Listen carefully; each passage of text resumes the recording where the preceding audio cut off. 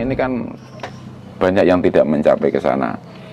Waktu Mbah Kung membuat seminar banyak dalang di Solo saat itu, nggak ada yang bisa menguraikan bagaimana sulas sing urip itu tadi. Loro padha karo sulas, sulas padha karo loro. Nopo lan pono. Nopo, bertanyalah. Bertanya pada siapa? Ya pada yang pono. Ya, nopo itu bertanya, pono itu weruh. Ya bertanya pada yang weruh. Kalau bertanya pada yang tidak weruh ya kesasar. Nah, gitu. Betul.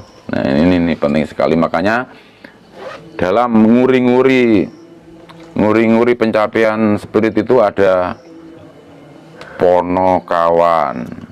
Tetapi orang-orang menyebutnya puno kawan. Iya. Yang benar pono kawan. Atau memang dipilih puno kawan mengakhiri yang 4. Tahu nggak sedulur 4? Sedulur papat 5 pancar itu tidak seperti yang diuraikan selama ini secara harafiah dan verbal. Nah, gimana itu, Mbah? Nah, Ini penting sekali, soalnya kadang versinya kok terkesan berbeda-beda begitu setiap orang gitu. Gimana itu, Mbah? karena pencapaian, saudaraku yang terkasih, pencapaian seseorang ini terbatas, tidak mau mengkaji kesejatian wasilah jati ajaran leluhur kita. Sedulur papat 5 pancar itu, sedulur papat itu sebetulnya kesejatiannya jangan dilihat verbalnya aja, yang kakang kawah adi hari-hari, dulur sumsum putih dan getih itu tadi. Ini kan verbalnya. Kesejatiannya sedulur papat itu kan lali luput iri lan murka. Lali luput iri lan murka. Iki sedulur papatnya menungso. Penyakitnya manusia itu adalah lupa, salah, iri dan murka.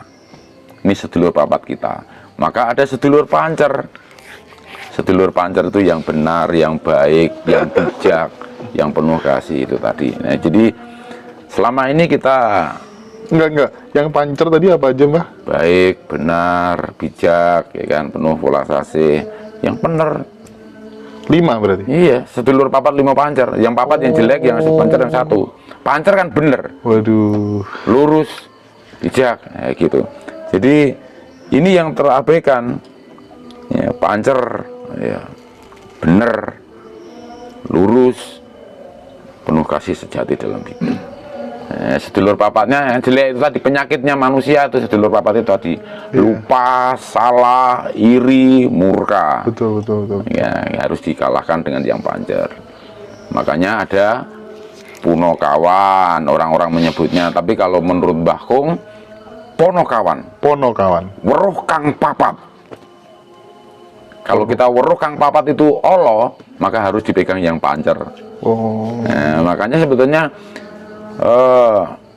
sebutan puno kawan itu kurang pas menurut Mbah Kung.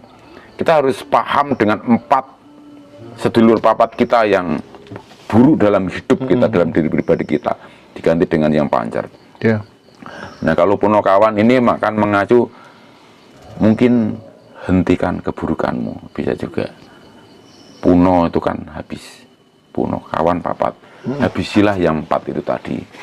Jadi pupuslah yang jelek-jelek itu tadi, ganti yang pancer itu tadi.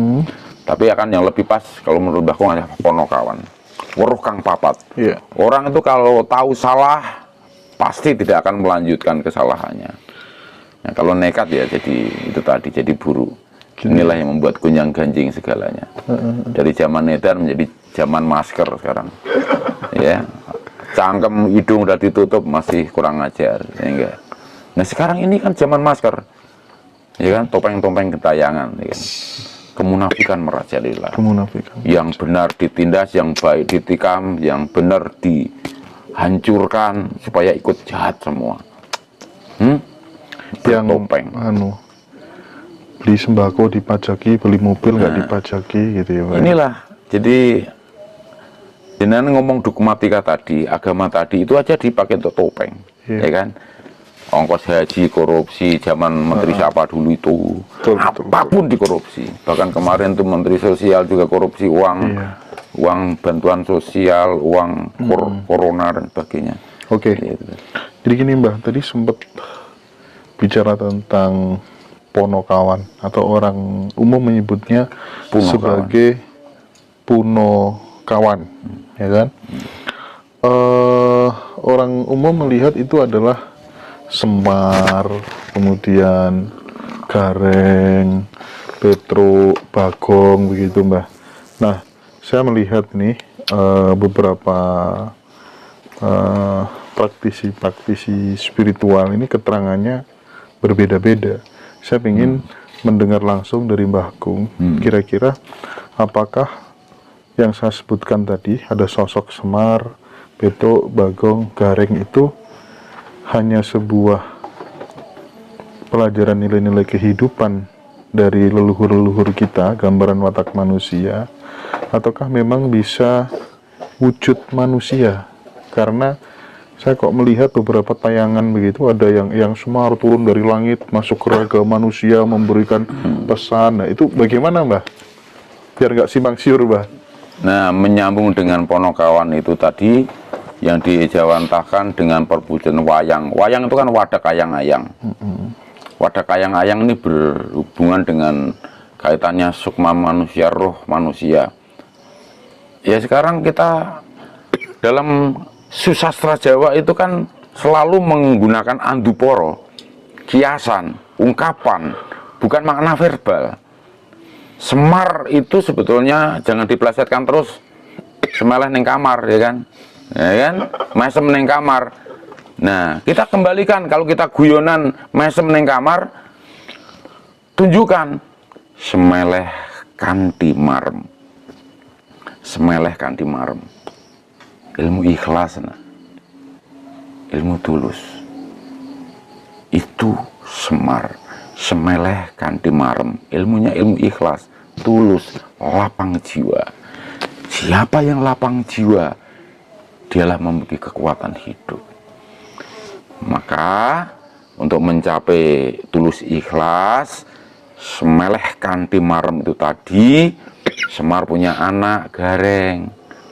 Orang Jalang Edan bilang Gareng itu sigar mereng, ya kan, jelek banget, guyon saja, ya kan, boleh guyon, tapi tolong dijelaskan, Gareng itu bukan hanya sigar mereng, anggadai reng-rengan atau master plan, Punya rencana hidup. iya rencana hidup, master plan. Tembangnya kan Mas Kumambang, Mas Kumambang cita-cita mulia tadi itu.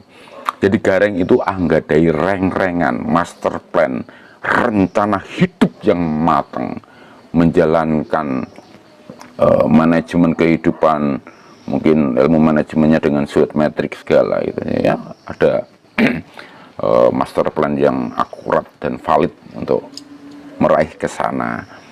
Nah, Gareng ini memiliki adik Petro, diplesetkan lagi nih, Pepet Turu, ini ampun dah.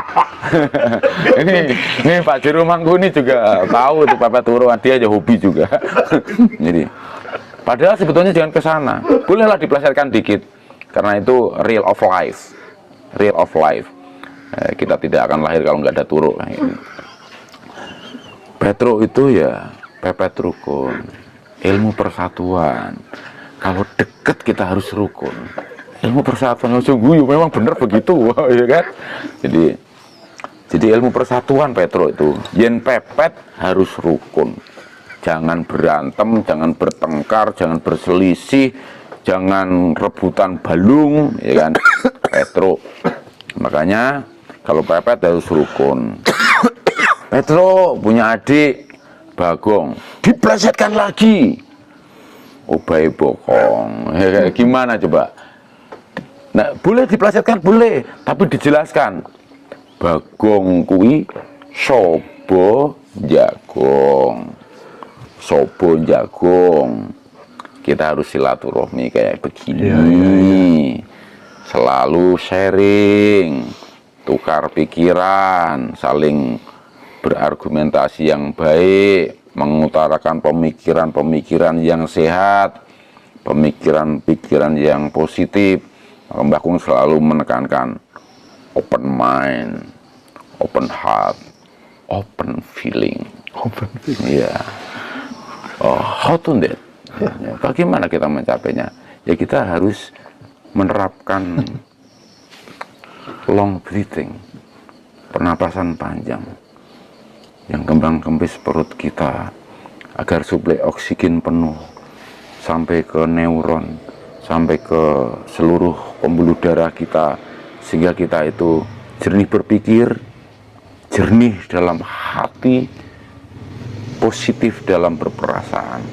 Ini penting sekali. Makanya 4 itu tadi, semeleh kanti marem, kanti sopon jagong itu tadi, ini suatu rangkaian yang ingin disampaikan kepada anak cucu kita. Nah, ini makanya sebetulnya sambung sinambung, tidak putus-putus apa yang dilahirkan oleh karya kita. Makanya ada wayang itu, jumlah wayang kan jenengan tahu, ya kan? Kurawa 101, 101, Sulas juga itu sebetulnya, ya kan? Pendowo 5 kan, itu sedulur papat 5 pancar itu tadi. Jadi bagaimana menghadapi problem itu selalu ke sana. Kalau untuk menghadapi masalah besar itu harus dengan Sulas. Maka dengan 101 melawan 5, kenapa menang yang 5? Karena yang 5 ini ada pancernya, berpegang pada kebenaran, kesucian dan kemuliaan hidup.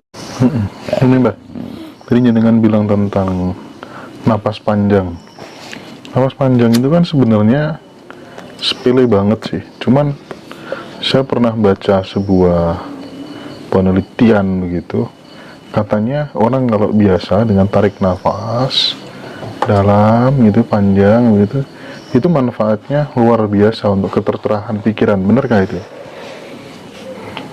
Coba dengan tutup hidung dan mulutmu. Gampang sekali kan? Coba tutup hidung dan mulut kita. Tutup. Tahan berapa lama? Kalau ditutup terus mati kan? Disitulah rasa hidup sebetulnya. Spirit of power itu rasanya di sana. Kalau kita sadar dengan spirit of power itu, atau rahasia hidup itu tadi, maka kita harus memelihara napas kita. Tanpa napas kita tidak hidup. Tutup hidung, mulut, mati kita. Selesai. Disitulah rasa hidup. Makanya kekuatan hidup itu disebut spirit. Spirit itu daya hidup. Daya hidup. Jadi kalau kita itu mengabdi kepada spiritual, ya kita harus paham dengan daya hidup. Kalau hidupnya dengan penuh dengan spirit, maka dia akan berbagi pencerahan dalam kehidupannya. Kenapa harus napas panjang itu tadi? Kalau kita bernapas panjang dengan baik, maka akan beliau bertahta dalam diri kita. Kita akan berada dalam kesucian dan kemuliaan beliau. Maka dalam doa lama para leluhur manusia itu yang selalu disenandungkan dari Tibet sana bersama leluhur kita, Om Mani Padmi Padmi Padmi Om, agar kita selalu selaras dengan kesucian dan kemuliaan beliau.